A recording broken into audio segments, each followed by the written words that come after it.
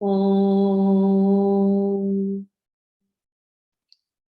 Sadashiva Samarabham Shankaracharya Madhyavam Asmadacharya Paryantam Vande Guru Paramparam Ishvaro Guratmeti Murti Veda Vibhagne Yomavad Vyaptadehaya Dakshinamurtaye Namaha Sarva Vedanta Siddhanta Gocharantama Gocharam Govindam Paramanandam Satguru Pranatosh Maha Om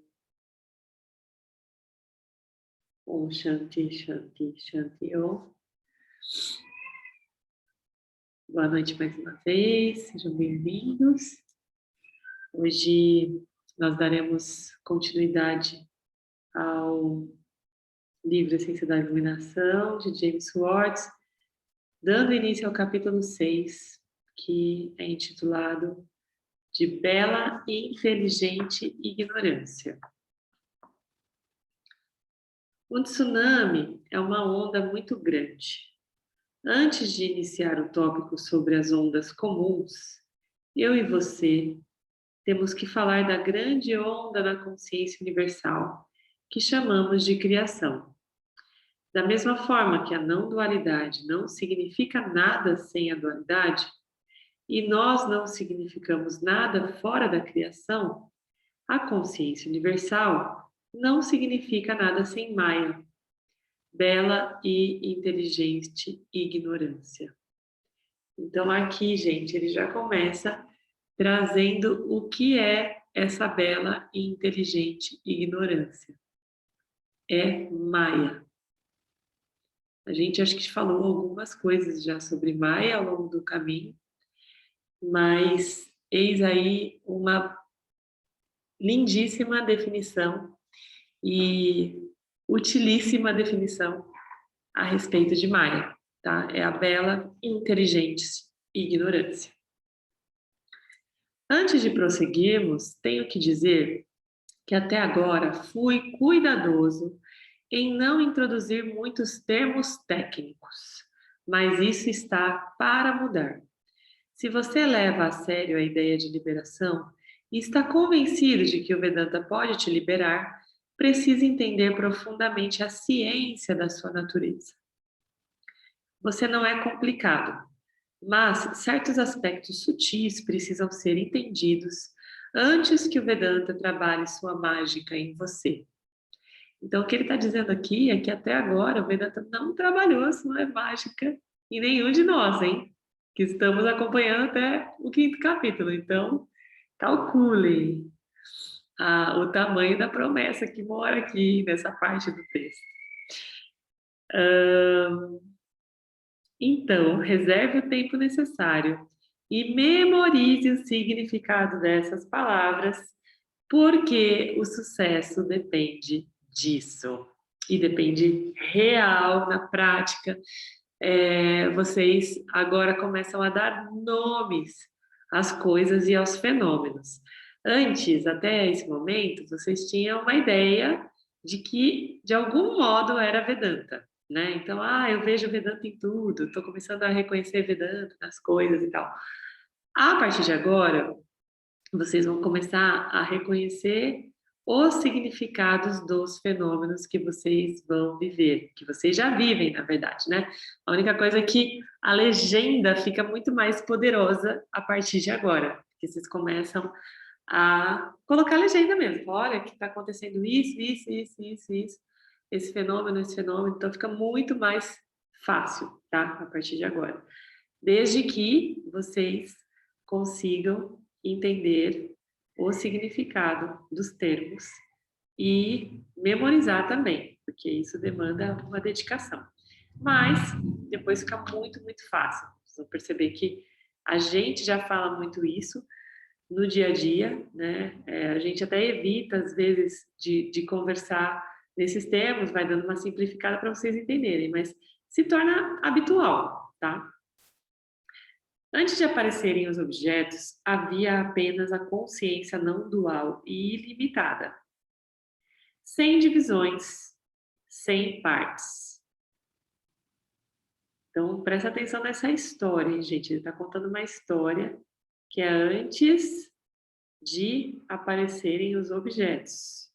Algo ilimitado pode ser qualquer coisa. Se uma coisa aparentemente não pode ser outra coisa daquilo que é, ela é limitada. Por isso, as escrituras dizem que a consciência universal é poderosa. De certa forma, não é correto dizer que ela é poderosa, porque poder implica dualidade. Mas é precisamente em referência à dualidade que essa afirmação sobre seu poder passa a ter significado. O poder de criar, que é inerente à consciência universal, é chamado Maya. Olha só, então o que é Maya? É o poder de criar, inerente à consciência universal. É uma palavra cujos diversos significados você tem que conhecer, pois é a chave para solucionar o enigma da existência. Olha que poderoso, né? Então vamos lá. A palavra Maya significa aquilo que não é. É o criador do mundo. Sob a perspectiva do Sansara, não é possível que uma coisa exista e não exista simultaneamente. Então, o que significa dizer que Maya existe e não existe? Sob a perspectiva não dual do ser somente, o mundo e o criador do mundo não existem. Então, agora a gente vai começar a olhar essas camadas, tá? Essas perspectivas. Se a gente está numa perspectiva não dual, a gente está se enxergando apenas como o ser. E o ser é o sujeito, que é único, né? Então, na perspectiva não dual, obviamente, o mundo não existe, nem o Criador. Por quê? Tudo é o ser, ok? Então, existe uma perspectiva que está acima. Então, imagina que a gente está olhando coisas assim como camadas de uma cebola. Essa perspectiva aqui, que vem antes daqui, que é o mundo, é a perspectiva não dual. Nela, não existe criador e criatura, porque tudo é uma coisa só, porque é tudo ser, ok? Não dualidade significa que a realidade é não dois. Então, não pode ser ao mesmo tempo criador e consciência universal. Então, é a consciência universal em uma camada de realidade e o criador e a criatura em outra camada de realidade, ok? Você pode ter a plena consciência ou... Peraí, você pode ter a plena consciência ou o criador da realidade, o que é uma dualidade, mas não se a realidade for não dual. Portanto, se você olha a realidade sob a perspectiva não dual, Maya não existe. Porém, se você olha para a realidade sob a perspectiva dual, ela existe porque é impossível explicar a experiência da dualidade que todos vivemos sem a presença de Maya. Assim, Maya torna o impossível possível. É difícil entender por que Maya e o ser são ambos e não um ou. Uau, deu um nó na cabeça de alguém aí? Levanta a mão.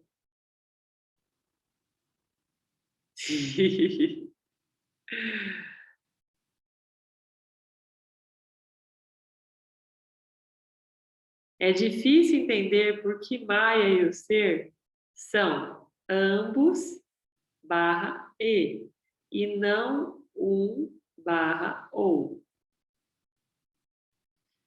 É difícil, mas não é, tá, gente? Vai ficando mais fácil ao longo do tempo. Alguém tá achando difícil aí? Levanta a mão. A Gabi tá. A Elis falou um pouquinho. Um pouquinho só.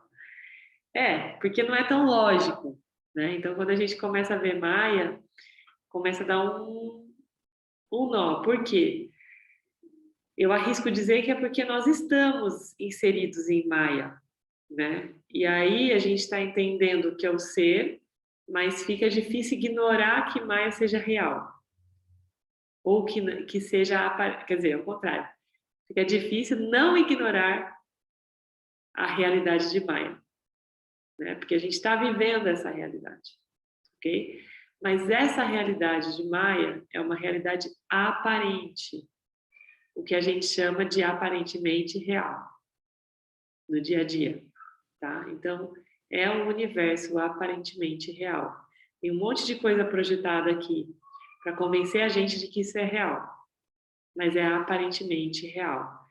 E é aparentemente real porque essa aparência toda precisa estar disponível para que a gente experiencie a dualidade.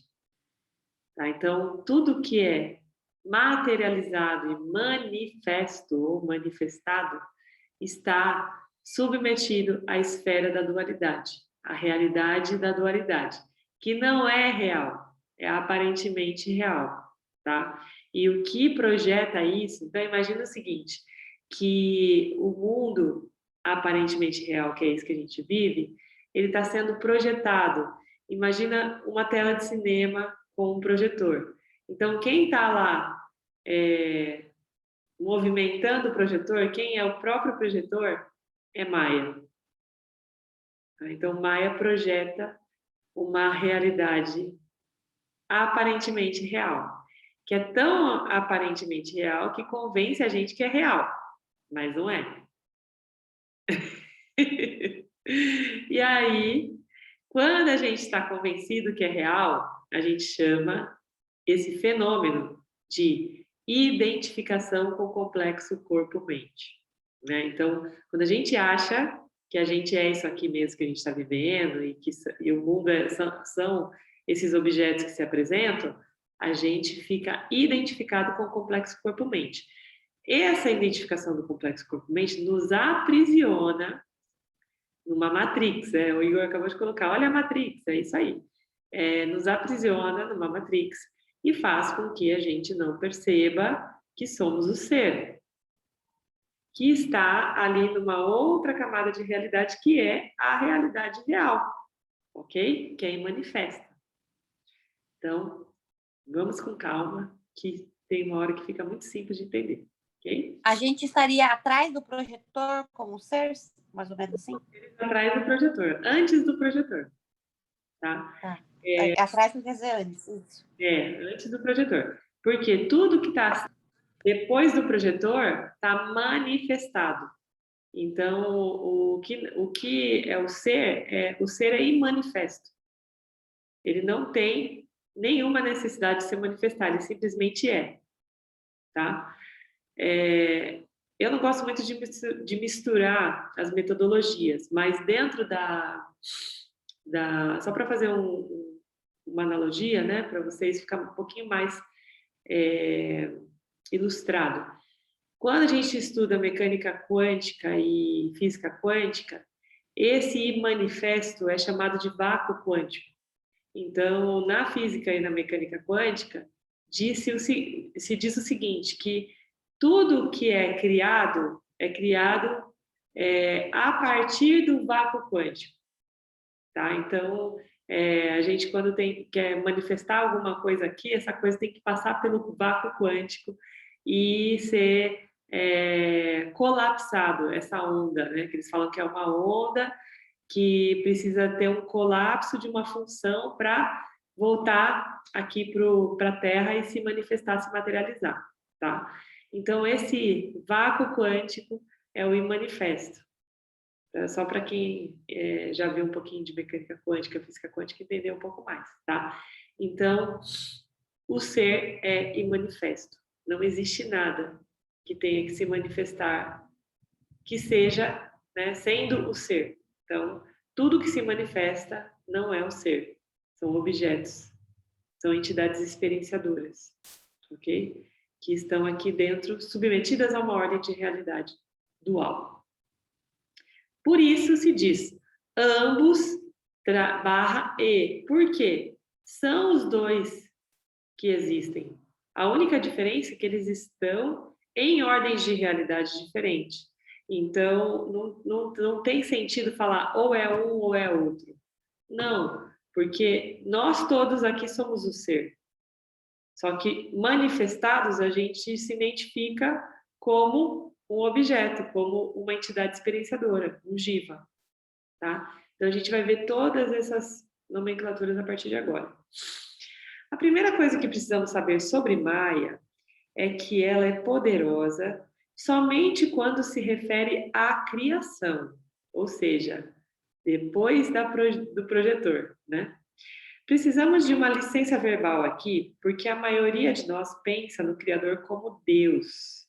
Você é livre para usar a palavra que quiser para se referir ao Criador, mas se quiser ter um entendimento alinhado com a realidade, você precisa saber que Deus ou Maia não são distintos, como veremos.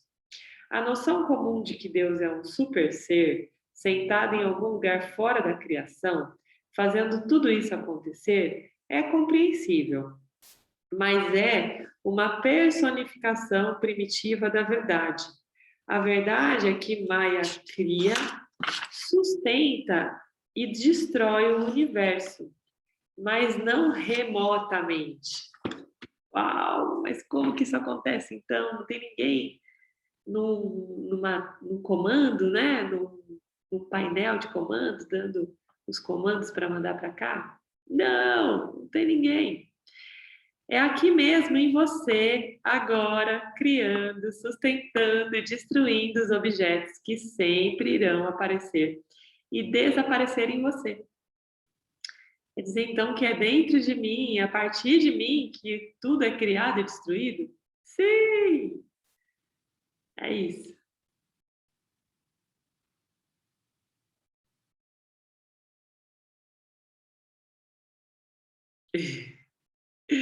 Manda lá, Rodrigo. Não, você citou a mecânica quântica. Bom, gente, boa noite para todo mundo, primeiro. E agora essa última frase, então, seria como o olhar do observador? Exatamente. Seria como o observador. Então, ainda usando, né, essa analogia, o observador, ele vai entender e ele vai comandar as funções da onda, né? Então, só pelo observador, a onda se comporta e ela vira partícula e vira onda, e vira partícula e vira onda, de acordo com o comando do observador. Então, olhando pela perspectiva aqui, Vedanta, nós somos ondas e partículas, de acordo com a nossa consciência, o nosso poder, né, manifestado através da consciência. E se nós somos centelhas, então o mundo ele se transforma e ele se molda a partir de cada centelha. Ou seja, se nós somos o corpo de Deus, não existe um outro criador sentado numa máquina de comando. Nós somos o próprio comando, segundo o Vedanta. Tá? Então, toda a manifestação de Maya, ela acontece através desse comportamento desses átomos que somos, né, dentro de um corpo, tá? Então essa é a primeira ideia, a primordial aí para a gente começar a entender esse manifesto que é Maia, né? Como que acontece isso aqui, ok? Mas é isso aí. Então, tudo que se dá vem através do olho do observador. Nós somos o sujeito também, só que aqui a gente é manifestado como objeto, né? Então, mas nós somos objetos e temos o olho do observador dentro de nós. somos observadores também, tá? Então, somos o ser e somos o objeto e somos o jiva. Por isso que não dá para usar uma coisa ou outra, porque nós somos o tempo todo o sujeito e o objeto, ok? Maya é mais ou menos equivalente à ideia de Deus, o Criador do mundo. Ela está localizada fora do mundo? Se está, por quê? E se não, por quê? Então, é bem legal essa estrutura já em forma de pergunta e resposta, né? Porque acho que fica mais fácil se tratando desse capítulo que é bem complexo.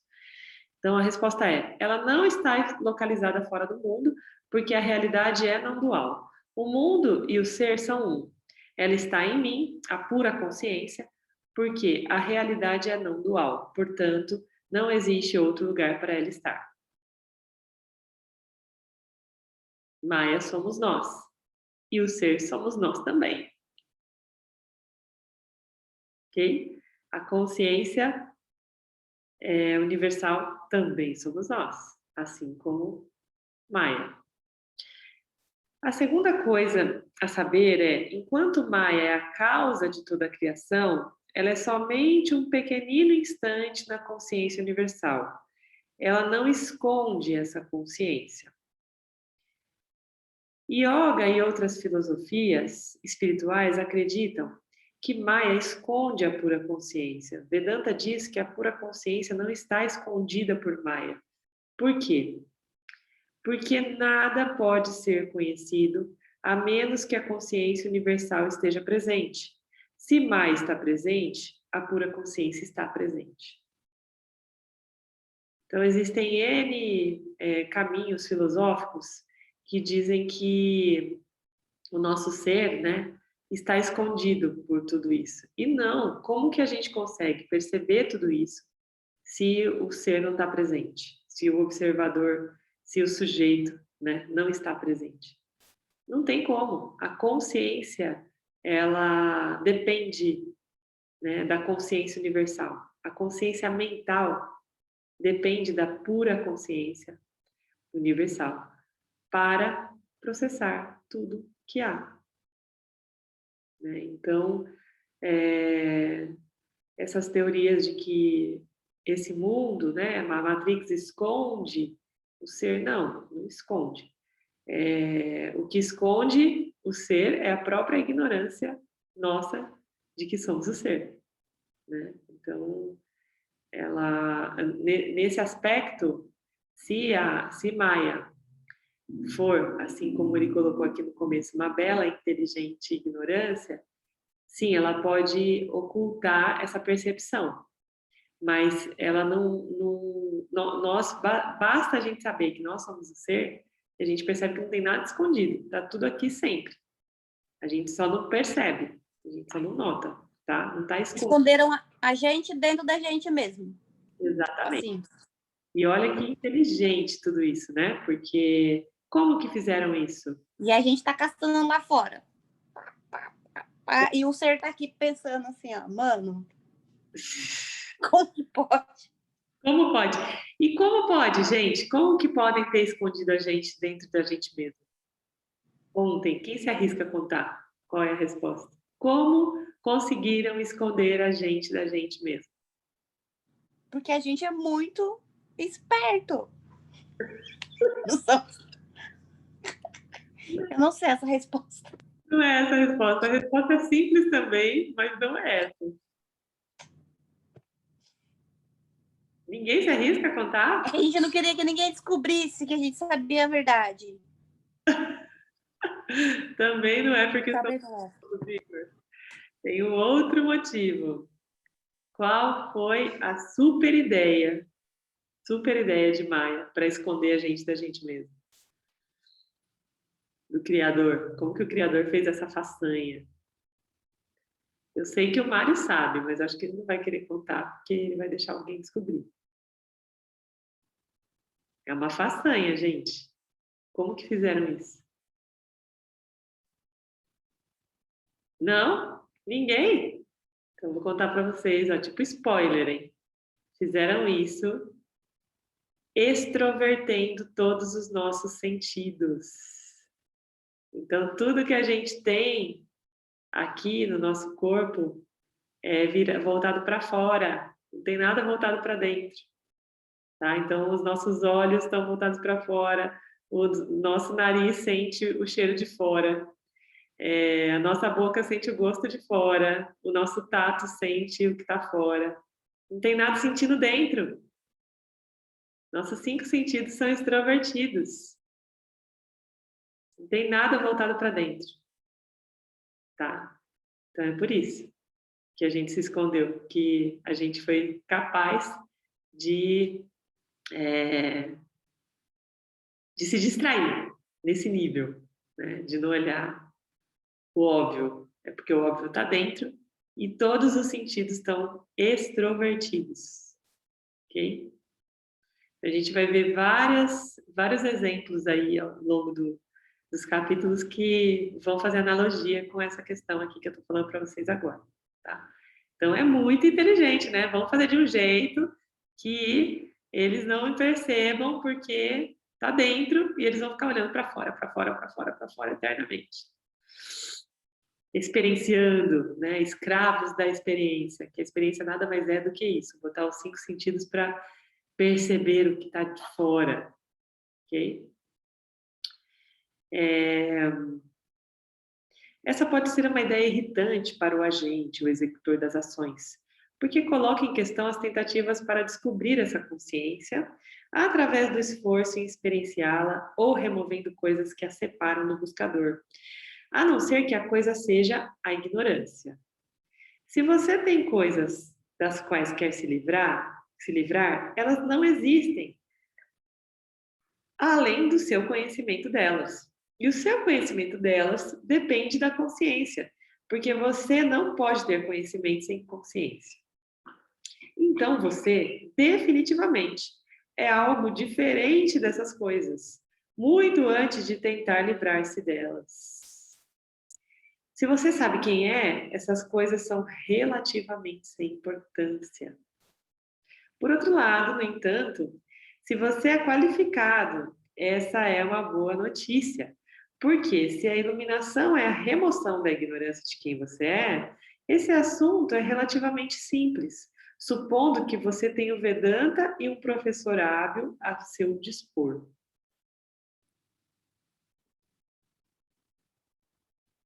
É relativamente simples mesmo, gente. Realmente. A partir do momento que nós todos, né, começamos a perceber essa relatividade. Tudo se torna absolutamente relativo, se é que dá para criar algo assim, né, absolutamente relativo, a partir dessa percepção do ser. A gente começa a enxergar tudo em diferentes ordens de realidade. E aí, coisas que eram gigantescas se tornam menores que uma formiga. E coisas que eram menores que uma formiga se tornam gigantescas nas nossas percepções. Essa é a magia. Então, agora eu posso dizer com tranquilidade de que vocês vão conseguir enxergar e esses fenômenos com a nitidez que vocês merecem enxergar, tendo chegado até aqui, com essa investigação. Tá? Mais gente entrando aqui. Apesar das aparências dizerem o contrário, e elas dizem o tempo todo, a não dualidade diz que o mundo e tudo o que está nele, inclusive nós, é a consciência universal. Maya cria de um jeito muito interessante. Se você quer fazer queijo, precisa submeter o leite a um determinado processo. Durante esse processo, o leite não conserva mais sua natureza como leite. Ele se torna outra coisa, completamente diferente. Se você quiser ter o leite de volta, não será possível. Então, se a consciência universal, vamos chamá-la, olha só, o termo, gente, Ishvara, ou Ishwara, tá? Eu vou seguir aqui a fonética da nossa professora, que é a Glória Arieira, tá? A fonética dela é Ishwara, ok? Então, vamos chamá-la de Ishwara, consciência universal. Para manter nossa tradição, né? Torna o mundo desse jeito, não podemos conhecê-lo como realmente é, porque ele não existe mais. Então, se você quiser ter o leite de volta, não será possível. Então, se a consciência universal, vamos chamá-la de Ishvara, para manter nossa tradição, torna o mundo desse jeito, não podemos conhecê-lo como ele realmente é, porque ele não existe mais. Os dualistas não acham que a criação acontece dessa forma. Eles pensam que Deus está no céu e de lá ele cria, nunca se maculando com o que ele cria. Concordamos que Ishvara nunca é maculado pela sua criação, mas não aceitamos que a criação esconde Ishvara, de forma que o único jeito de experimentá-lo, conhecer, é morrendo e indo para o espaço celestial, onde Deus está sentado. Não aceitamos isso, porque sabemos que Ishvara cria de outra forma.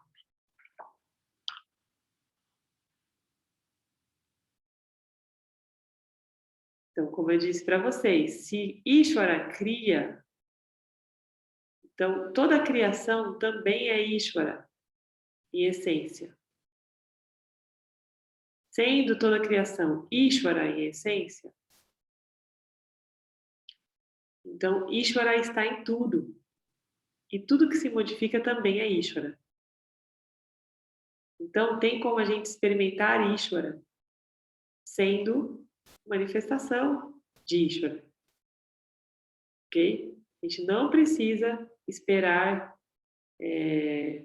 acontecer um grande fenômeno, o mundo acabar, ou a gente ser arrebatado, né, por Ishvara para conhecer Ishvara. Ishvara está em nós. Nós somos Ishvara. Então, tem como a gente conhecer Ishvara sabendo que somos Ishvara. Ok? Existem dois tipos de mudança: mudança real e mudança aparente. Dê um exemplo dos dois. Que tipo de mudança é produzida por Maya? Então, o leite transformado em queijo é uma mudança real, parinama. O leite aparecendo como queijo, vivarta parinama, é Maya produzindo uma mudança aparente.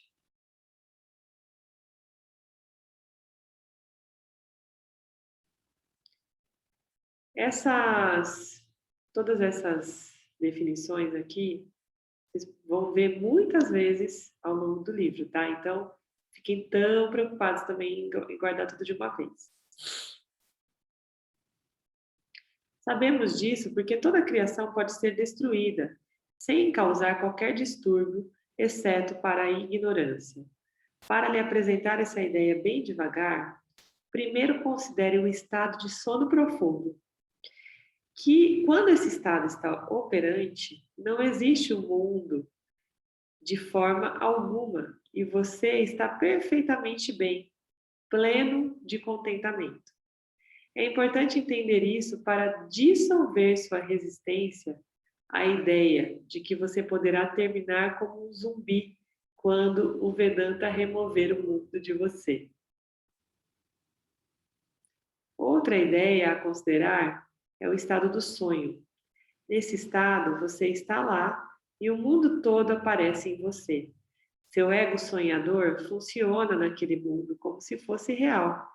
De fato, não existe como se para você, porque você, na verdade, vê o sonho como real.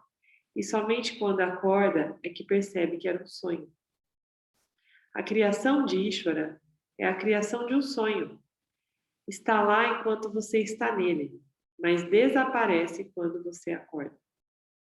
Algumas pessoas têm experiências nesse sonho de vida de Ishvara, essa sombra que passa, que os acorda, mas esse tipo de despertar é subjugado a uma ironia cruel. Nossa, vou acordar de um sonho, que crueldade, né? Basicamente isso. Você acorda em outro sonho, o sonho de que está desperto. Liberação é muito mais do que despertar, é acordar daquele que está acordado e do estado acordado, porque o você que acordou nunca dormiu. E esse despertar não é um despertar experiencial, não é despertar de forma alguma, é simplesmente o conhecimento do ser.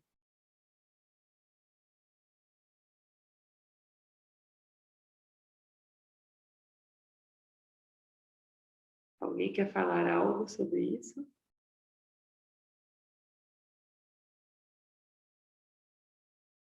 Não existe um grande evento a acontecer para o nosso despertar.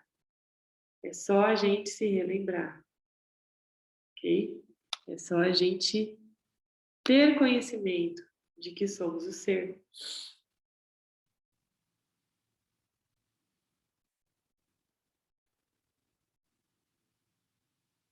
Toda a experiência é apenas consciência mais um pensamento. O yoga diz que para reconhecer a consciência, você precisa remover o pensamento. O Vedanta não concorda. Por quê?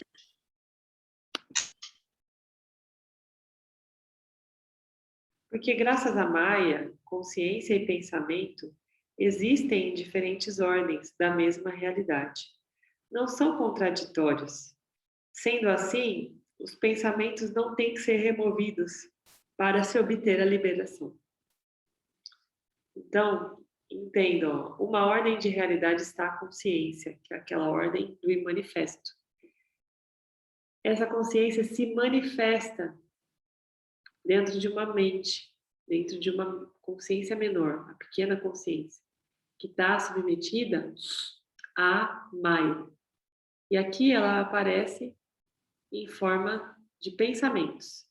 Quando a gente acessa o conhecimento do ser que somos, da pura consciência que somos, a gente começa a entender que os pensamentos nada mais são do que objetos que vêm e vão. Tudo que é mutável, né? Tudo que está manifestado aqui em Maya muda. E o que muda não é real. O que muda é objeto. E o que não muda é sujeito.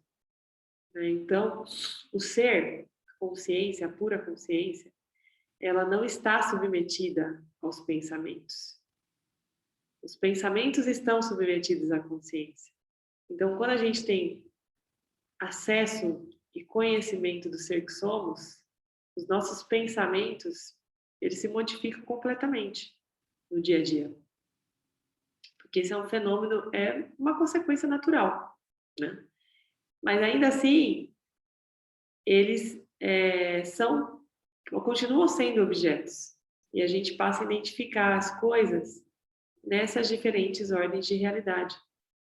Tá, aqui na dualidade realmente está acontecendo esse pensamento recorrente, que está me fazendo ter esse hábito recorrente, que está me trazendo essa consequência recorrente. Porém, nada disso é real. Na realidade, eu sou o ser, pura consciência, e manifesta. Ok? E aí a gente entra para um ponto que eu considero o coração de todo esse estudo, tá?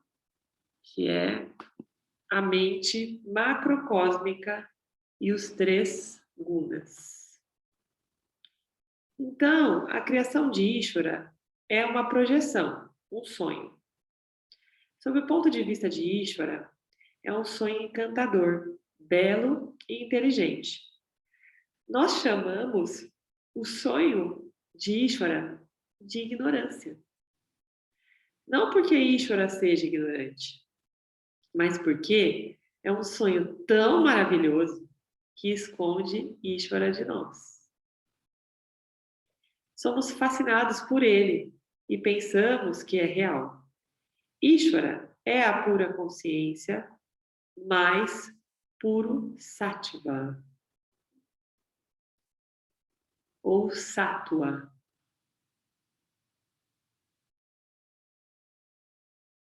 Puro sattva é a pura consciência, na forma de uma substância especial que torna o conhecimento possível.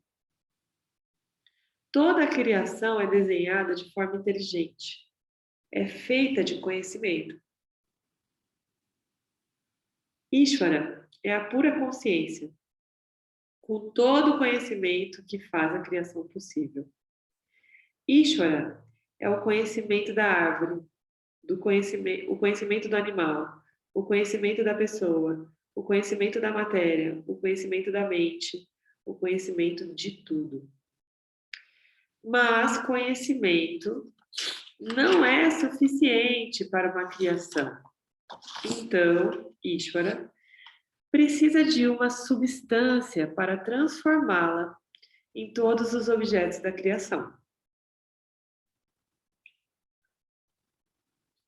Como a realidade é a consciência universal não dual, a substância da qual as formas são moldadas tem que vir de Ishvara também. Então, Ishvara cria tamas do seu próprio ser. Tamas é matéria. Não é consciente, então não pode transformar a si mesmo. E o conhecimento sozinho não é capaz de transformar a matéria em formas. Portanto, percebendo a necessidade de outro poder, Ishvara sonha com rajas, cria rajas. Rajas é o poder do desejo. Ele permite que Ishvara crie e destrua as formas da criação, de acordo com o conhecimento. Então, gente, aqui vocês têm a fórmula de tudo que se manifesta. A fórmula de tudo que se manifesta é a junção de três energias, também chamadas de três gunas, que se chamam Sattva ou Sattva, Tamas e Rajas. Ok? Eu vou usar Sattva porque eu vou usar a tônica da professora Glória, que a gente está seguindo agora, tá? Sattva, Tamas e Rajas. São as três energias que estão presentes em tudo o que é criatura, tudo que foi criado, todos os objetos, todas as manifestações. Então, para que a gente consiga entender a criação de fato, nós precisamos primordialmente entender essas três energias, aqui colocadas como três gunas, ok? Ishvara Maya cria com a ajuda de três poderes. Quais são eles? Explique brevemente como eles funcionam. Então, mais uma vez, Sattva, Rajas e Tamas. Sattva provê o conhecimento, a marca / programa para a criação. Tamas provê a matéria, a substância com a qual os objetos da criação são moldados. E Rajas provê a energia para transformar a matéria em formas. Nós somos a constituição de Sattva, Rajas e Tamas. Essas três energias, esses três poderes estão em nós, como estão em tudo, tudo que é criatura, ok? Tudo isso acontece na mente. Ah, não, desculpa. É isso mesmo. Tudo isso acontece na mente de Ishvara em um instante, antes de qualquer objeto aparecer na pura consciência. Ishvara não levou bilhões de anos para pensar se queria ou não a criação, e outros bilhões para elaborar a ideia de Maya. Assim que idealizou Maya, ele não trabalhou por mais tantos milhões de anos sobre a ideia de Sattva, Rajas e Tamas. Então, prosseguiu por mais alguns milhões para desenvolver os elementos sutis e densos, explodindo o mundo material na existência. Esperou até os seres conscientes aparecerem e prosseguirem nessa dança divertida, até que ele pudesse dar uma boa risada. A criação é um pensamento, e como pensamento, ele acontece instantaneamente. Talvez leve um tempo até a sua mente absorver essa ideia, porque ela é totalmente contrária às narrativas incutidas em nós pela ciência e pela religião. Mas uma vez que você exponha sua mente ao Vedanta rigorosamente, irá entender o que significa quando dizemos que a criação é um pensamento, uma projeção em você, a consciência universal.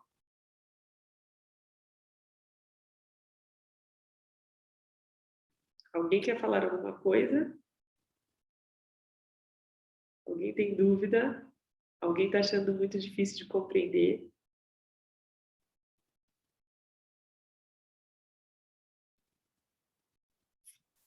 Então, vamos continuar. Aqui ele está dizendo, né? Está jogando por terra todas essas teorias da criação. E ele faz isso até satiricamente, porque esse é o tom do James Schwartz, né?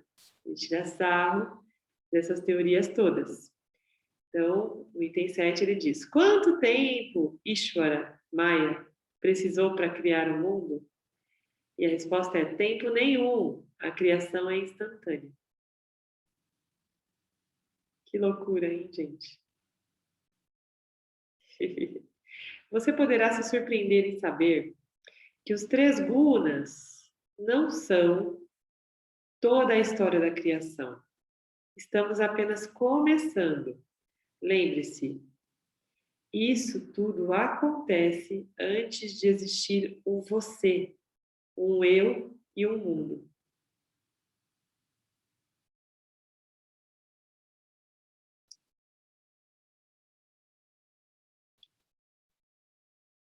Aí ele vai falar sobre outros itens que compõem essa criação, né?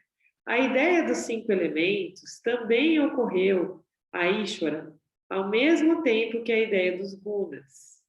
Os elementos são ar, fogo, água, terra e espaço. Não precisamos considerar como eles se relacionam com os gunas, porque estamos interessados apenas em liberação, e esse tópico não está diretamente relacionado com isso. Quando pensamos nos elementos, pensamos em coisas materiais, tangíveis. Mas a mente de Ishvara é a consciência pura, intangível e sem forma.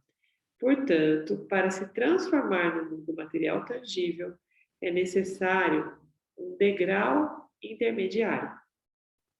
Os primeiros objetos a aparecer são os elementos sutis em sua forma pura, chamados tamatras, que se combinam e se recombinam de acordo com uma certa fórmula panchakarana, a fim de desenvolver os elementos materiais tangíveis. Como se tudo isso já não fosse suficiente para se ter em mente, Ishvara trouxe também toda a mandala da existência.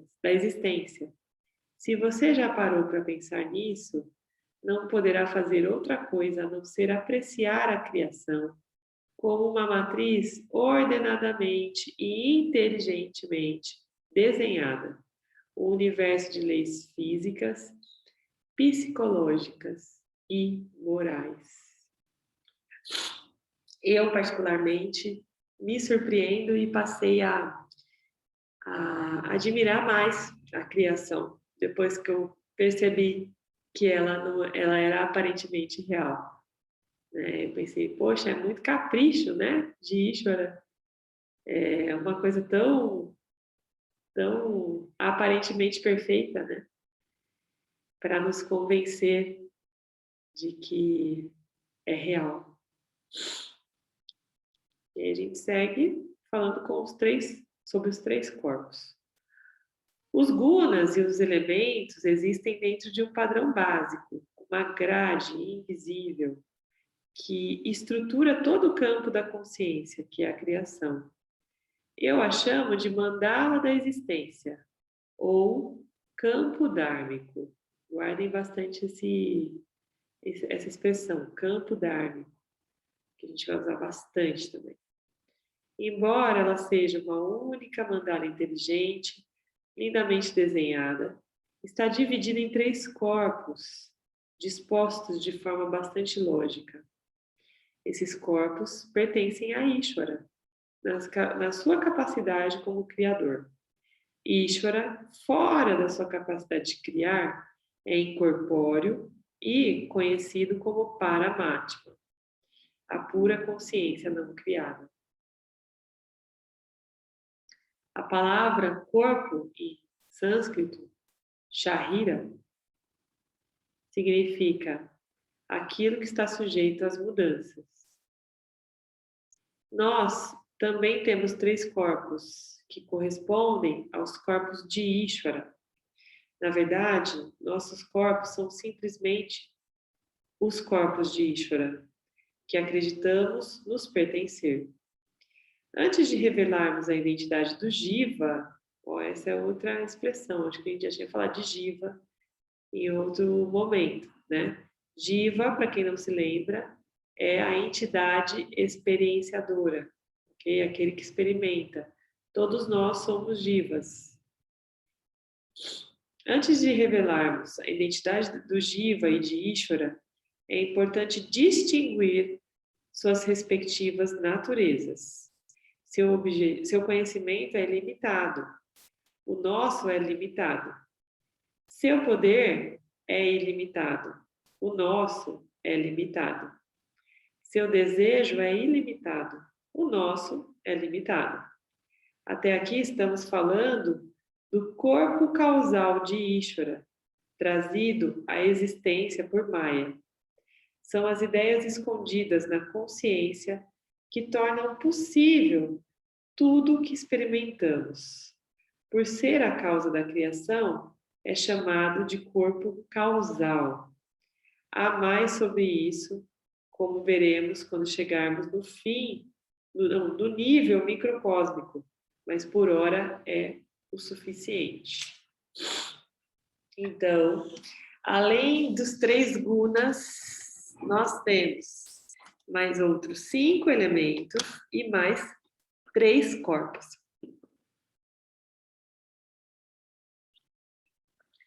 Você pode ver o corpo físico de Ishvara, chamado Stula Sharira, e seu corpo sutil, mas não pode ver ou experimentar seu corpo causal. Por quê? Se ele não pode ser visto, como pode ser conhecido? Porque o corpo causal está além da percepção. Ele existe em potencial. Nós o conhecemos por dedução, observando seus efeitos, objetos densos e sutis. Deduzimos a causa. Efeitos não existem sem causas. Então, o corpo causal, gente, para ficar um pouco mais claro para vocês, né, e mais nítido, assim, desenhado, é o inconsciente.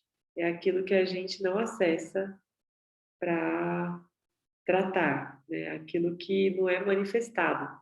Então, o que não é manifestado é chamado de manifesto. E tudo que é imanifesto corresponde a uma outra ordem de realidade que não é essa daqui. Ok? Então, o que é imanifesto pertence a Sattva. Ok? E E a gente tem uma outra ordem de realidade que é real, onde não está manifestado nada, porque é apenas o ser, né? Também já é chamado de vácuo quântico na mecânica quântica, como eu disse há pouco tempo. Então, o corpo causal é esse que não se manifesta, ok? É o que está lá distante de nós, que a gente não alcança, a gente não tem acesso consciente do corpo causal. Depois vem o corpo sutil. O corpo sutil é feito de sattva. Ele é reflexivo, reflete a consciência universal. Você não pode ver a consciência universal ou o corpo causal. O corpo causal é não manifesto. Ele existe em potencial. Você não pode dizer o que é, embora possa deduzir sua natureza através dos seus efeitos. Chamamos sua atenção nesse ponto para o fato de que a dedução é um meio válido para o conhecimento. O corpo sutil é o lugar onde o corpo causal se torna conhecido, na forma de seus pensamentos, sentimentos, experiências, percepções, memórias, sonhos, desejos, medos, etc. Que você pensa ser a sua vida. O corpo sutil de Ishvara consiste em todos os seres aparentemente conscientes na criação e os pensamentos que os animam. Então, vimos aqui que existe o corpo causal, que é aquele que a gente não alcança, que é inconsciente. O corpo sutil, que é aquele que a gente percebe através de sentimentos, emoções, pensamentos, comportamentos. E o terceiro corpo é o denso. O corpo denso é, o corpo denso. Assim como o corpo sutil, nós o conhecemos bem. O corpo denso de Ishvara é toda a matéria da criação. É feito de tamas. 2/3 dessa mandala é experienciável e 1/3 está escondido. O corpo causal está escondido. Tá? Então, a gente vai experienciar o corpo sutil e o corpo denso. É importante saber que toda essa estrutura é inerte. Não é consciente ou viva. No entanto, você pode saltar para a vida quando a consciência pura a ilumina. Torna-se um peão de energias em movimento, mantido pela lei do karma, que de novo foi desenvolvido por Ishvara antes que qualquer evento de fato ocorresse. Eu acho que vocês podiam falar alguma coisinha, né? Estão muito quietinhos hoje. Então vai, Fê.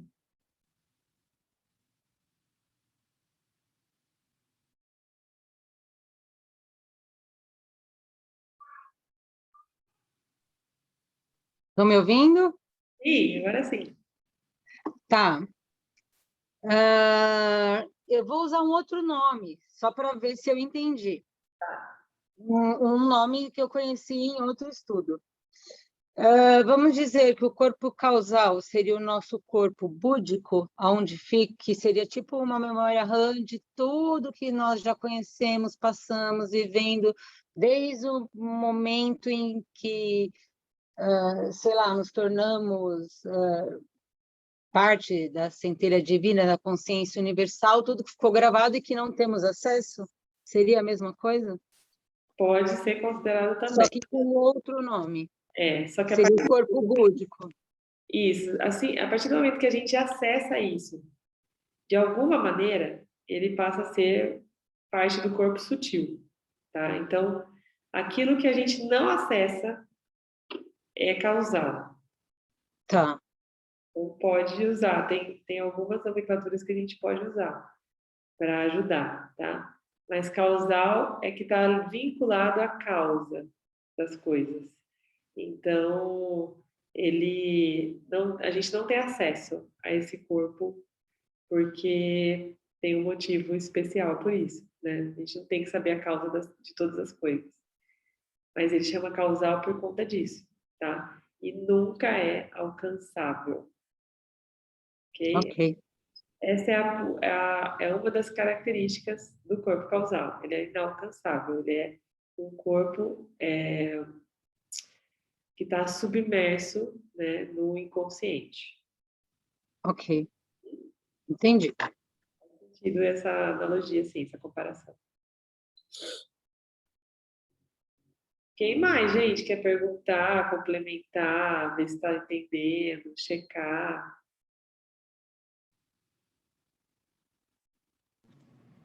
Deixa eu.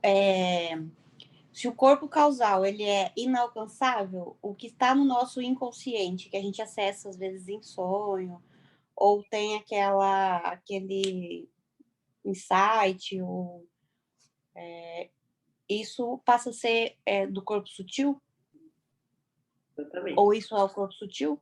É o corpo sutil, tá? Então, enquanto... Ele está ali e a gente, na vigília, não consegue, mas quando a gente... na vigília que eu digo assim, eu vou acessar isso agora, eu vou ali, né? Mas aí quando a gente dorme, quando você tá ali pensando, tá olhando um passarinho, de repente você fala, lembrei um negócio aqui de quando eu era criança que me deixou um negócio aqui que faz eu repetir um monte de coisa. É isso? Sim, só Mais que ou menos. é isso, só que não é o corpo causal, é o corpo sutil. Sim, o corpo causal já é o quê? Lá jamais, é do outro lado do negócio, não dá para chegar lá.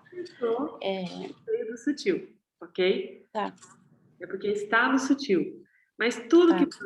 no sutil, de alguma forma, tem uma causa. Então, veio do... Só que a diferença é que o sutil...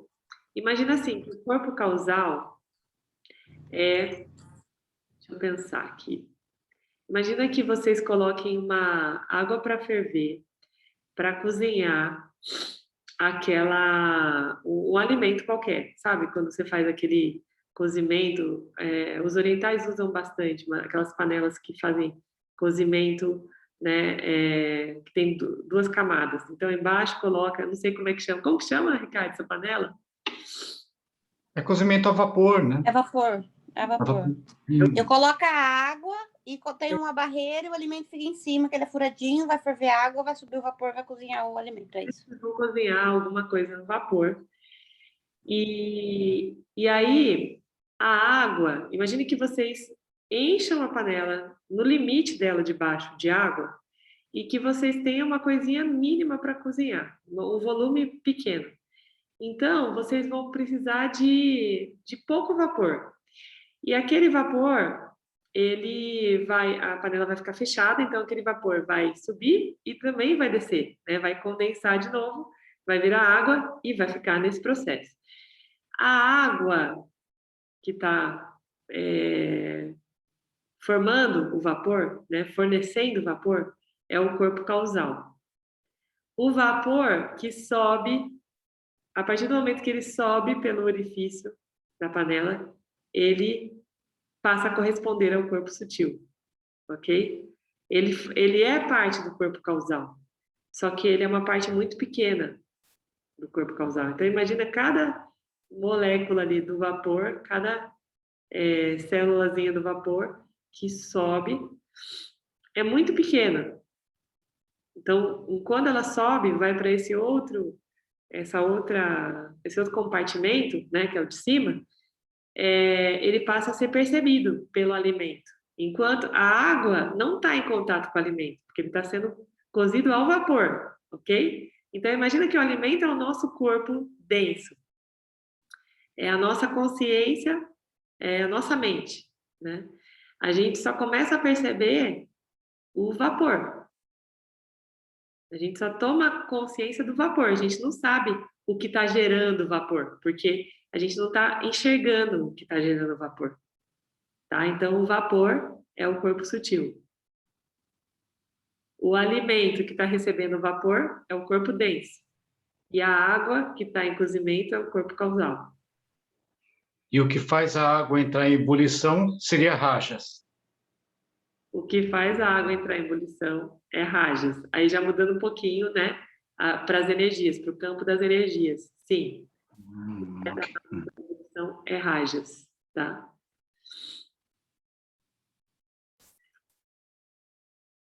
Ficou um pouquinho mais claro esse conceito para vocês, dos três corpos? Então, é isso. Então, o alimento não vai tomar contato com a água, que é o corpo causal. Mas ele vai ser transformado através desse vapor, que é o corpo sutil. Ok? Então, é isso. Essa analogia eu acabei criando para explicar para mim mesma, né? Tentar encontrar uma analogia que ficasse mais simples para eu me explicar, para eu entender. Então, eu acho que fez bastante sentido para mim. Espero que para vocês faça também. Bom, então, continuando aqui, os três corpos de Ishvara.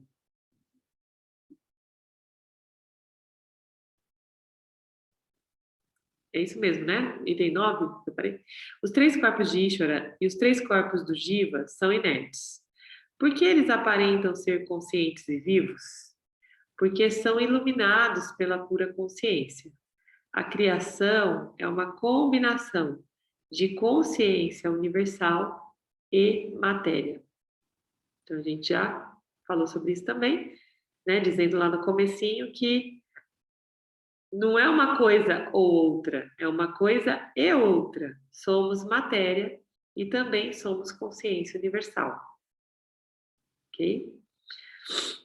Embora o sonho do Criador pareça real, porque ele gira e dança como se fosse real, não é de fato real. Que piada!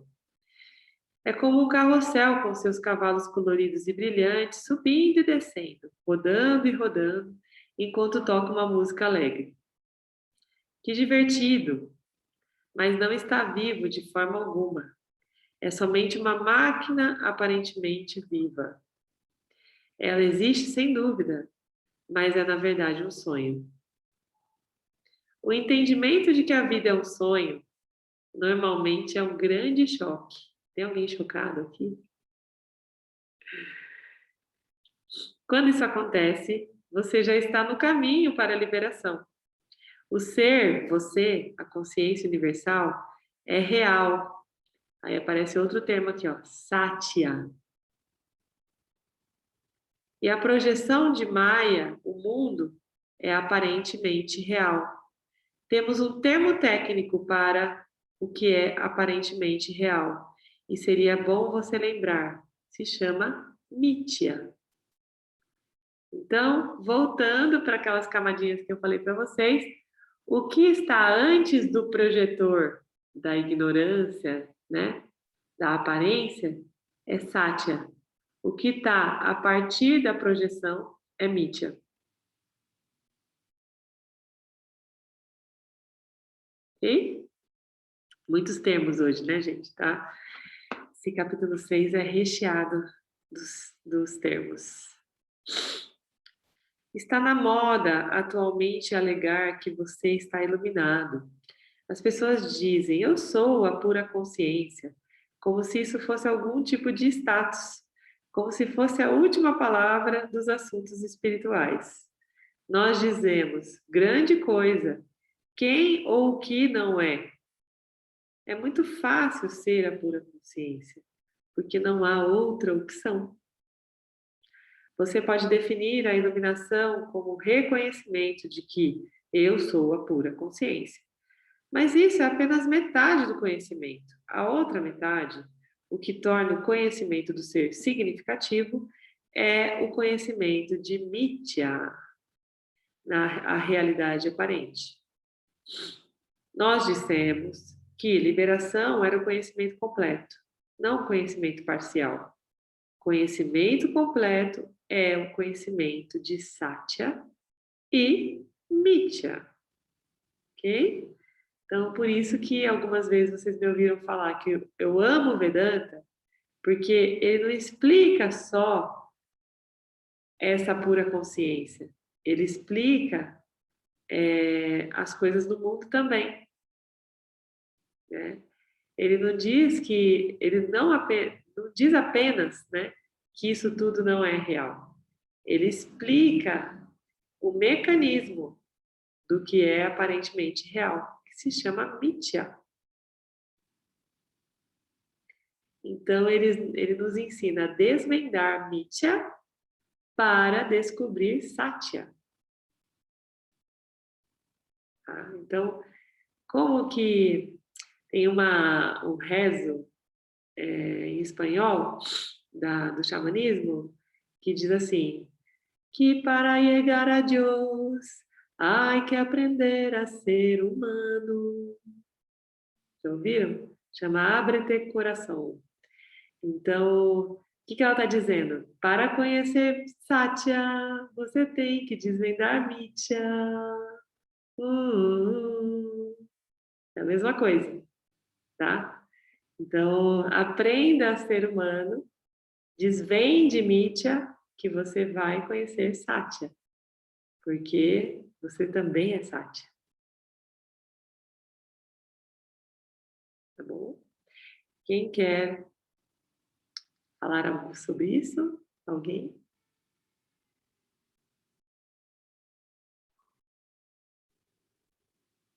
Então, item 10. Liberação não é apenas o conhecimento do ser, a pura consciência. É o conhecimento da pura consciência e de um outro fator e seu relacionamento com esse fator. Qual é esse fator? E qual é o relacionamento entre eles em uma sentença? O fator é Maya/Mitya, os objetos que se apresentam para a pura consciência. Os objetos são Mitya, aparentemente reais, e dependem da pura consciência, mas a pura consciência, a realidade, não depende deles. Quando falamos sobre liberação, queremos dizer uma coisa e uma coisa somente. Discriminação entre Satya e Mitya, entre a pura consciência e os objetos que nela aparecem. Vocês acabam de descobrir o que é liberação, gente. Discriminação entre Satya e Mitya. Quando essa discriminação está 100% presente, 24 horas por dia, 7 dias por semana, estamos liberados. Estamos iluminados. É só sobre isso. É só sobre discriminar Satya e Mitya. Simples assim. Para entender isso melhor, temos que voltar para o nível causal e falar sobre Ishvara e Maya novamente.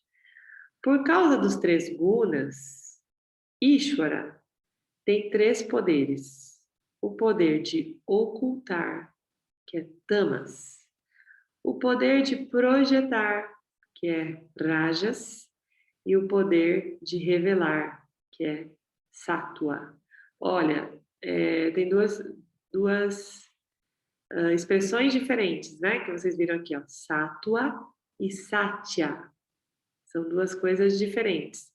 Muito embora Sattva seja a energia manifestada em Mitya que mais se assemelha com Satya, ok? A energia Sattva é uma energia, a energia mais equilibrada, mais pura, que mais se assemelha com Satya, que é esse universo real, ok? Mas são 2 coisas diferentes. Sattva é o guna, é a energia, e Satya é o universo real, ok? A real natureza do ser. Esses poderes ou energias, se preferir, permeiam o corpo sutil de Ishvara. Nesse contexto, qual é a definição do Vedanta de liberação? Então, de novo, ó, a discriminação entre a pura consciência, Satya, e os objetos que se apresentam para ela, Mitya. Quando o mundo é projetado, Tamas cobre o corpo sutil de todos os seres. Esse é o motivo pelo qual não sabemos que somos a pura consciência. E o motivo pelo qual aceitamos a identidade fictícia que mamãe e papai sonhamos para nós. Então, se vocês se lembrarem aqui na Arca Estelar, né, quando a gente faz os nossos rituais, o que eu peço para Madrecita, né? Eu digo, trazendo o rasgamento dos véus que nos separa do todo que somos. Esses véus tamas, ok? Então, tamas é um véu que encobre essa realidade que somos, que esconde da gente mesma essa real natureza, a nossa real natureza. E quando a gente experiencia a ayahuasca, por exemplo, nós temos contato com essa realidade, ainda de uma forma experiencial, ou seja, dura enquanto a nossa consciência está expandida. Depois a gente volta para essa realidade aparente e se identifica, continua se identificando com ela, porque o conhecimento não está firme. O nosso tempo de discriminação é igual ao tempo de voo. A gente vai ficando bem bom, né, na discriminação conforme a gente pratica. Não tem como ser do dia para a noite, não tem como ser a partir de uma experiência. Ou melhor, até tem, como o James diz, né? Tem como ser a partir de uma experiência, mas isso acontece raramente. Acontece com a exceção da exceção da exceção da exceção, que provavelmente não somos nós. Né? Não nos inclui, ok? Então, fica mais fácil e possível quando a gente pratica. Então, são horas de discriminação, são dias de discriminação. Quanto mais discriminação, mais iluminação. Tá? Mais próximo da iluminação estamos. Não tem como chegar na iluminação sem discriminação. É uma condição sine qua non. O que pode acontecer nesses casos rariríssimos, que o James fala, né? Que acessam a realidade apenas com uma experiência, com uma epifania, acontece que, muito provavelmente, esses seres já tiveram um tempo de discriminação, inclusive em outras vidas. Então, eles chegam muito prontos para manter vivo esse conhecimento, firme e presente, a partir de uma epifania, ok? Para a grandíssima, massacrante maioria, isso é impossível, ok?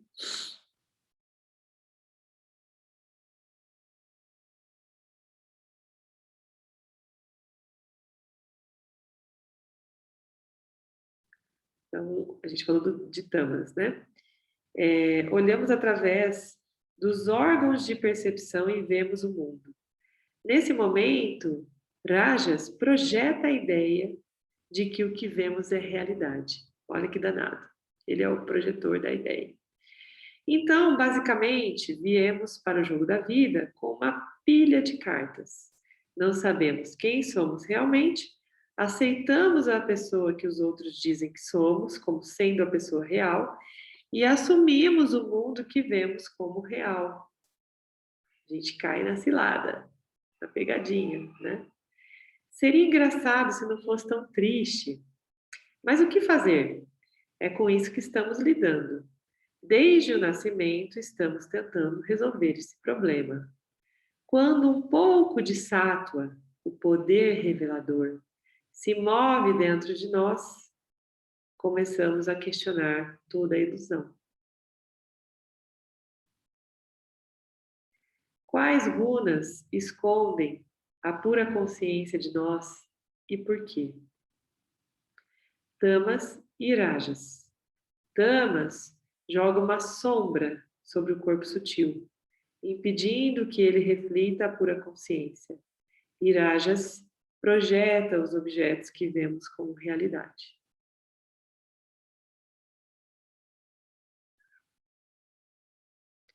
Bom, vou parar por aqui, porque tem o fenômeno da sobreposição, que é um pouco mais complexo para a gente falar. E eu queria saber se vocês têm algo a dizer.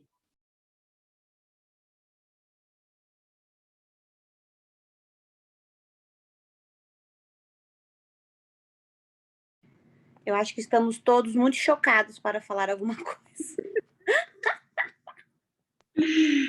Ai, ai. Tem mais gente chocada aí, gente? Nossa, e como, né? Eu senti no meu corpo uma reação no corpo quando a gente começou a ler e citar todos esses termos, né? Meu rosto começou a ficar vermelho, eu comecei a sentir calor, como se tivesse alguma coisa quente dentro. É mais um estágio, né? Desse jogo da vida, né?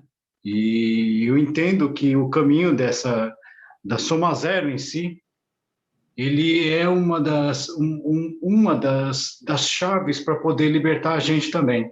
Porque quando eu englobei essa soma zero ao longo do cotidiano mesmo, as coisas que vêm acontecendo comigo, né? Porque da mesma forma que coisas muito boas vêm, né? E estão vindo desafios também muito grandes na minha direção. Então, reparando nisso com calma, observando e trazendo isso como uma rotina, né? Eu acredito que eu tenha conseguido um pouco de mais equilíbrio a essa soma zero, né? E emocionalmente dizendo, né? Eu consegui trazer um pouco mais de equilíbrio e isso está me levando a compreender cada vez melhor esse jogo e ele começa a ficar cada vez mais interessante e curioso. A gente quer saber mais, quer saber mais. Eu não tive, eu não pude participar das duas últimas sangas porque eu estava offline, mas eu esperei sair no YouTube e reli tudo junto com um grupo de estudos, né? Devido a ser muita informação, Thaís, tá bem difícil, eu tenho que estar revendo tudo de novo também. E, por exemplo, essa última leitura aqui, eu acredito que eu vou ter que passar a semana inteira lendo e relendo ela, porque eu não assimilei ainda direito. Eu só senti essa sensação. Sim, então, voltando àquela estrutura do conhecimento do Vedanta, né, da aprendizagem, o que a gente está fazendo aqui é submetendo a nossa mente ao conhecimento, né, expondo a nossa mente ao conhecimento pela primeira vez. Esse conhecimento aqui, que é um conhecimento primordial e essencial para que a gente compreenda todo o mecanismo, né? Então, de fato, é algo denso mesmo, porque é totalmente diferente, são termos que vocês até agora não tinham ouvido, né? Não tinham entrado em contato. E então eu sugiro, de fato, que vocês exponham mais vezes, né, a mente a esse conhecimento nos próximos dias, cada um com o seu apetite, sua disponibilidade, né? Mas façam isso porque a partir de agora, que eu tinha falado para vocês adiantado, né? Que esse capítulo separa os meninos dos homens. Então, esse capítulo e as meninas das mulheres, porque eu não posso também ser polarizada, né? Então, separa ele amadurece a gente num nível muito profundo, porque tem aqui um aparato. No capítulo 6, a gente recebe a mochila com as ferramentas que vão nos permitir desbravar as coisas como elas são, né? Então, essas ferramentas têm nomes específicos, esses nomes merecem ser conhecidos e revistos. No início dessa turma, a gente compartilhou lá no grupo um glossário. Eu vou até verificar se ainda existe esse glossário ao alcance, eu não sei se, porque tem uma grande maioria que acaba não salvando os anexos, né, o conteúdo lá do grupo. Então, eu posso reenviar para vocês, porque esse é o momento da gente voltar a consultar o glossário, sabe? Para lembrar das definições de tudo que a gente está vendo aqui, porque são muitos termos. Então, é importante essas consultas, até o momento que essa linguagem se torne muito fácil para vocês. E se torna. Aqui em casa a gente fala muito, né, hoje nessa linguagem, né? No dia a dia, no cotidiano, a gente já incorporou. As pessoas que estão com a gente desde a primeira turma da essência já compreendem com muita tranquilidade. A gente acaba evitando usar os termos técnicos nas nossas conversas, mas de vez em quando escapa uma coisa ou outra, porque já se tornou trivial, né? Então, é uma coisa que é naturalmente incorporada, mas demanda essa exposição da mente ao conhecimento, que é o Shravana, né? E aí, vocês vão conseguir incorporar em qual momento? O momento que vocês conseguirem identificar isso no campo, né? Ou seja, no momento que vocês conseguirem praticar o manana, que é a contemplação do conhecimento no campo. Então, vocês vão começar a perceber, olha, a situação aqui é puro rajas, é rajas em manifestação. Olha só como o Mitya é danada, olha o que aconteceu aqui agora e tal. Então, vocês vão começar a perceber esse mecanismo muito vivo, porque é o que é por isso que faz com que a gente esteja aqui falando repetidas vezes sobre esse conhecimento, porque a gente já entendeu que é exatamente sobre isso aqui que a gente está vendo, tá? Então, seguramente eu sei que isso vai acontecer com vocês. Se vocês chegaram até aqui, é porque vocês estão prontos a identificar esses elementos e esses fenômenos lá no campo, ok? Então, fiquem tranquilos que esse manana vai chegar, ele vai acontecer organicamente, porque ele já está acontecendo. Vocês só não estavam percebendo porque vocês não tinham elementos o suficiente para perceber. Então, imaginem que até esse momento vocês estavam olhando para um gráfico como sendo a projeção da vida de vocês, e a partir de agora, embaixo desse gráfico aparece uma legenda. Tá? Então, esse capítulo 6 é a legenda do gráfico. É onde as explicações chegam com clareza e permitem que a gente legende aquilo que a gente está enxergando. Tá bom? É basicamente isso. Então, fiquem confiantes que isso vai ser natural, esse processo. A Mami está aqui, ó, de testemunha, né? Ocular. Ela sabe que ela está desde a primeira turma e ela sabe que é possível fazer isso acontecer na prática. Diga, Igor! Não, só queria fazer uma deixa, né? Boa noite aí para todo mundo, pessoal que eu não falei, né? Que assim, pelo menos para mim, a vivência, né, dentro da arca, ela me trouxe a quebra das falsas verdades, e o conhecimento do Vedanta me trouxe um novo conhecimento para uma nova verdade, né? Vamos falar assim, né? Porque todas essas experiências que a gente tem tido junto com você e com o Mário tem trazido os novos vocabulários, novas experiências, né? Novos ensinamentos, e isso é muito legal porque tudo que a gente vê nas aulas, né, nas sangas, né, a gente acaba absorvendo e vendo isso no cotidiano de uma maneira muito simples e muito objetiva. Então é muito legal porque, ao mesmo tempo que durante a sanga parece muito confuso, muito complexo, você cai no dia a dia, você fala assim, nossa, é Vedanta, né? Então eu posso falar por mim assim, de coração aberto, por conta de tudo que eu já vivenciei na minha vida, e é uma experiência, é um caminho novo, é um novo desafio e uma nova jornada que eu venho enfrentando dentro dos ensinamentos, a minha maneira, que eu tenho a minha maneira de buscar os conhecimentos e aprender com vocês, né? E isso só tem me agregado, vamos falar assim, né? Então, é fantástico, porque é tudo aquilo que o Mário falou lá atrás, bem no início.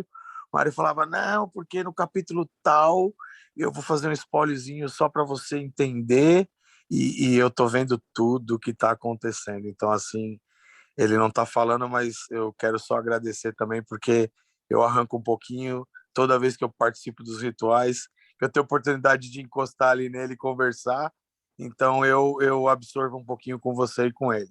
Então, assim, gratidão e é fantástico.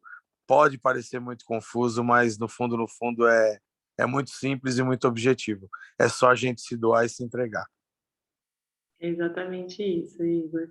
E é o que eu falei pro Ricardo, né? É o humana acontece porque a gente respira, a gente está vivendo, então é inevitável o humana, né? Ele simplesmente chega na hora que o campo permite que a gente perceba. Mas está tudo aqui desde sempre, a gente só, de alguma maneira, estava distraído, né? E não percebeu. Verdade. É isso aí. Nesse capítulo em particular, eu dei de encontro com meus pensamentos, fazendo exatamente o que James falou para não fazer, né? Ele falou para limpar a mente, né? E conforme ia aparecendo os termos, aí via Big Bang, espírito, alma, sabe? E eu não conseguia assimilar por causa disso. Estava procurando uma analogia para tentar explicar isso, né? E não seguindo. Então, é reler de novo, sabe, Thaís? Eu vou ter que reler muito isso. Então, é por isso que eu falo que eu evito de fazer as analogias, mas às vezes eu vejo, enquanto eu estou falando, eu estou vendo vocês aqui em galeria, né? E eu vejo nitidamente aquele pontão de interrogação e as pessoas buscando avidamente uma referência, uma boia de salvação, né? Meu Deus, estou perdida aqui no nada, né? Como que eu faço? Então, eu acabo deixando até um ou outro termo, né? Que já é mais conhecido, para fazer um download e de alguma maneira comparar. Mas nada se compara, né? A gente pode usar algumas referências para não ficar tão longe, tão no vácuo, né? Mas aqui esses termos eles são por si completos o suficiente. Olha, prestem atenção no que eu estou falando. O que está aparecendo aqui é o suficiente para uma vida inteira de estudos, inteira. Então, a partir de agora, vocês podem ver, a gente vai chegar no capítulo 14 juntos, né? Mas vocês vão poder ver infinitas outras vezes esse livro, que não é uma escritura, não é uma escritura vedantina, tá? Oficial. Mas só ele já é um ótimo manual, que dá para ver e rever e rever. As escrituras, então, vocês não têm ideia. Só o Bhagavad Gita, né, que é a escritura mais básica do Vedanta, é um material para se ver e rever o resto da vida. Porque ele tem tudo que a gente precisa para fazer essa caminhada de uma maneira iluminada, né? Que é o que a gente busca aqui. Então, é tudo natural, né? Se a gente chegou até aqui, foi também naturalmente. Não aconteceu nenhum grande fenômeno para estarmos aqui reunidos nessa sanga, né? Simplesmente a gente se permitiu investigar a natureza do nosso ser, né? E é isso. Então, aqui estamos. E que bom, né? Então, é só continuar e se permitir se abrir verdadeiramente, né? Para esse conhecimento. E é um processo. Ishvara sabe que foi ele mesmo que criou essa parafernália toda para nos confundir, né? Então ele ri de nós, assim como nós rimos de nós, porque nós somos ele, né? Então vamos olhar com bom humor tudo isso, porque é o que nos resta para que a gente tornar difícil, né? É complexo porque faz parte do jogo. E ao mesmo tempo. Vedanta conseguiu me deixar sem palavras. Porque chega uma hora que você descobre que nenhuma palavra corresponde ao que precisa corresponder de fato, né? Então, a gente ri dessa parafernália, fala, olha só como Ishvara é danadinho, né? Criou tudo isso. Mas quem criou tudo isso? Fomos nós mesmos, porque nós também somos Ishvara, né? Então, toda essa parafernália mental que está aqui, em cada um de nós, fomos nós que criamos, não foi nada além de nós, não foi um fenômeno de fora, né? Nós criamos cada forma pensamento que moldou essa pseudo-realidade, né? Que é uma realidade aparente. E agora a gente vai trocando os pneus do carro com ele andando, né? É um pneuzinho de cada vez, porque não dá para parar o carro. A gente está aqui experienciando, a gente é tudo isso, então vamos trocar um pneu por vez que dá certo. O carro não precisa parar, não. Ô, Thaís, você sabe que é engraçado? Eu tenho as minhas questões que eu converso muito com o Mário e, ele faz os desafios dele para mim, né? É, E é muito bacana porque aí um desafio que eu fiz para ele, que na verdade não foi para ele, foi para mim mesmo, que toda vez que eu vou aí na Arca, eu olho e falo, Mário do céu, meu Deus, eu olho para esse livro, eu fico imaginando, e ele começa a rir, aí o Mário fala, você vai ler? Eu falo, Mário, cara, esse livro eu lembro dos calços que eu boto no pneu de caminhão, cara, é muito grande, eu não tenho coragem, Mário. Aí ele, calma, calma, na hora certa eu tô vendo você. Mário, me empresta o livro do Gita. Eu não sei quando isso vai acontecer, mas eu vou confiar nele. agora acontece. E é isso, a gente vai se apaixonando por esse universo. Eu também não imaginava que eu leria, né, o Gita, que eu entenderia o Gita, porque ler o Gita é uma coisa, entender é outra, né? Tem um monte de gente que pega o Gita e lê e fala, é um poema que conta sobre uma história de guerra, né? É também, é também, mas pode ser a grande solução da sua vida, o manual da sua vida, né? Depende do quanto você está pronto para perceber o que está ali. Então, até isso é maravilhoso, né? As escrituras são maravilhosas, elas parecem absolutamente simples. O Gita é escrito em versos, é uma canção. E só que em cada verso mora o infinito. Então, é incrível até isso, né? É lógico, é incrível por quê? Porque é revelado, porque não vem daqui, não é um produto da mente humana, né?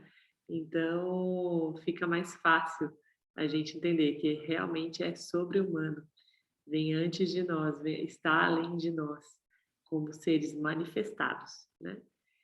Então é isso, gente. Olha, capítulo 6, a gente vai com super calma. Começamos hoje, a gente parou no item 12. Deixa eu só confirmar aqui até qual item que chega. Mas é bem extenso esse capítulo. Ele vai até o 32, tá? E a gente vai na tranquilidade, na sutileza, de forma orgânica, investigando esse capítulo. Ele costuma ser um dos mais extensos, né, das divisões, assim, quando a gente grava aqui as sangas, o capítulo 6 é que tem mais partes, tá? Então a gente vai tranquilamente discorrendo essas partes até chegar no número 32. Então, muita gratidão a todos por mais essa sanga, por mais essa companhia que faz essa sanga ser possível. E a gente vai terminando, manifestando a nossa plenitude, a nossa completude, através do mantra Purnamada.